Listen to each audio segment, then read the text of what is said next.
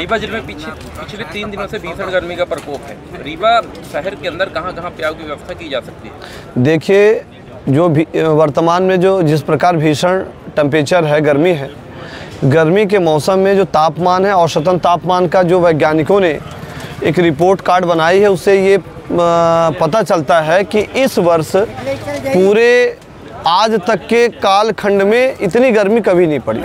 यहाँ तक कि उन्होंने सिग्नल दिया है, संकेत दिया है कि इतनी भीषण गर्मी पड़ेगी या पड़ रही है कि यह जनजीवन प्रभावित होगा। तो निश्चित तौर पे हर व्यक्ति को सतर्क रहना चाहिए, ठंडा पानी पीना चाहिए, ठंडे वातावरण में रहने की आवश्यकता है, घरों से कम निकलने की आवश्यकता है, वरिष्ठ सीनियर सिटीजन और बच्चों की, महिलाओं को ध्यान देने की आवश्यकता है, जो बीमार पेशेंट उनको ध्यान दें। इस प्रकार जिला प्रशासन की लायबिलिटी है, जिला प्रशासन का महत्वपूर्ण दायित्व है कि अपने ज़िले के और नगर निगम क्षेत्र अंतर्गत प्रशासनिक कार्यालयों को विशेष तौर से जहां जनता का सीधा लगाव है, सीधा संबंध है, आना जाना प्रभावित होता है, उन क्षेत्रों में प्याऊ की व्यवस्था अनिवार्य कर देनी चाहिए। शुद्ध मीठा जल, शुद्ध पेयजल होना चाहिए ताकि उनके गला ना सूखे या उन्हें दमा या अन्य बीमारियां नहीं होनी चाहिए, या उनको सूखे की बीमारी नहीं होनी चाहिए, या उनको चक्कर जैसी बीमारी नहीं होनी चाहिए, जो डॉक्टर लगातार परामर्श दे रहे हैं, सुझाव दे रहे हैं। तो नगर निगम अंतर्गत एक भी प्याऊ अभी खोले नहीं गए हैं। ये मीडिया के चैनल में भी ये आपको दिख रहा है या अन्य माध्यमों से भी दिख रहा है कि नगर निगम क्षेत्र अंतर्गत इस टेम्परेचर, इस व्यवस्था में आज दिनांक तक चुनाव भी चल रहा है। लगातार क्या है कि अभी तक कहीं पे प्याऊ नहीं खुला है? देखिए, जिला प्रशासन की उदासीनता है। इस समय निर्वाचन आयोग की अधिसूचना लगी हुई है। जिला प्रशासन की पूरी लायबिलिटी है कि वो निश्चित तौर से पूरे क्षेत्रों में जहां पर जनता का आवागमन है, चाहे वो जो भी क्षेत्र हो, निर्वाचन का क्षेत्र हो, जिला प्रशासन का हो, तहसील का काम तो बराबर चल रहा है, तो इन क्षेत्रों में प्याऊ की व्यवस्था अनिवार्य जिला प्रशासन को करनी चाहिए, नगर निगम प्रशासन को करनी चाहिए। पर जिस प्रकार नगर निगम प्रशासन, जिला प्रशासन उदासीनता और लापरवाही की जा रही है, यह जनहित में नहीं है और जिला प्रशासन अपने महत्वपूर्ण दायित्वों से, लायबिलिटी से पीछे हट रहे हैं। मध्य प्रदेश में भाजपा की सरकार है, रीवा विधायक भी हैं भाजपा के और डिप्टी सीएम भी हैं। इसके बाद भी रीवा शहर में प्याऊ की व्यवस्था नहीं की गई है। भीषण गर्मी का प्रकोप शुरू हो गया है। अभी गर्मी शुरू हुई है, इस समय आचार संहिता लगी है, प्रशासन तैयारियां कर रहा है, स्थान चिन्हित कर लिए गए हैं। महापौर लापता हैं, आप सबको पता है कि महापौर जी दिखते नहीं हैं, इसलिए हो सकता है कि अभी चालू ना हुए हों, पर बहुत जल्द शुरू होने वाले हैं। गर्मी अभी शुरू हो रही है, अभी बहुत तेज़ गर्मी नहीं हुई है।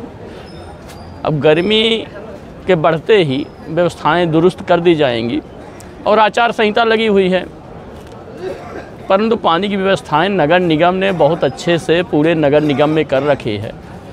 दोनों टाइम अच्छा पानी आ रहा है, सब घर में पानी पहुंच रहा है। प्याऊ की व्यवस्थाएं कुछ सार्वजनिक संस्थान के लोग करते हैं, रीवा नगर की जो परंपरा है दानदाताओं द्वारा बहुत ज़्यादा संचालित होती हैं, वो फिर से अपनी तैयारियों में लगे हुए हैं। जल्द ही इसकी व्यवस्था क्या अनुमान है कितने दिनों में हो जाना चाहिए? रामनवमी की तैयारियों में भी लोग लगे हैं। जैसे ही कल का समय बीतेगा, इसमें भी दानदाता लोग लग जाएंगे और जगह जगह प्याऊ की व्यवस्था हो जाएगी। और माननीय उप मुख्यमंत्री जी हमेशा बहुत ठंडा पानी विगत 10 वर्षों से रीवा को पिला रहे हैं। 5-6 पॉइंट ऐसे होते हैं जहां पर शुद्ध और ठंडा पानी, उत्तम क्वालिटी का पानी सामाजिक व्यक्तियों द्वारा माननीय उप मुख्यमंत्री जी की प्रेरणा से संचालित किए जाते हैं, वो जल्द शुरू होने वाले। प्याऊ को लेकर कहीं ऐसा तो नहीं है कि नगर निगम महापौर के द्वारा हस्तक्षेप किया जा रहा हो? अब ये तो महापौर जी खुद बताएंगे, उनसे पूछिएगा क्या है, पर वो दिखते नहीं हैं। इस समय लापता महापौर की चर्चा ज़्यादा हो रही है। 4-5 दिन से टेम्परेचर में बढ़ाव देखा जा रहा है, गर्मी बढ़ती जा रही है, लेकिन हाँ, अभी तक कहीं नहीं लगा है प्याऊ इसका। नहीं, अब शुरू होने वाला है।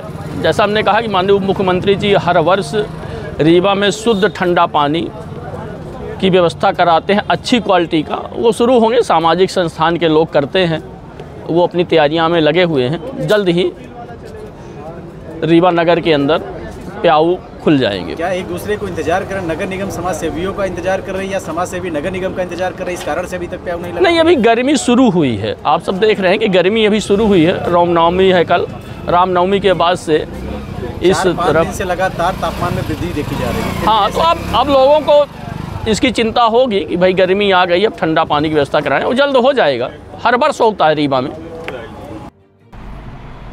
नमस्कार, मैं डॉक्टर अखिलेश पटेल, संचालक नेशनल हॉस्पिटल रीवा से। आज आप लोगों के माध्यम से कैंसर के लक्षण को कैसे पहचाने, इस विषय में एक छोटी सी जानकारी देना चाहूँगा। बात करें कि विंध्य क्षेत्र में पुरुषों में सबसे ज़्यादा कैंसर मुख का कैंसर होता है।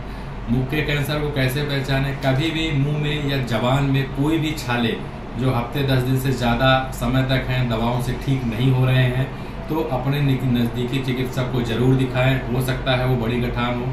लक्षण जो है शुरुआत में ही पहचान में आ जाते हैं तो उसका संपूर्ण इलाज हो सकता है।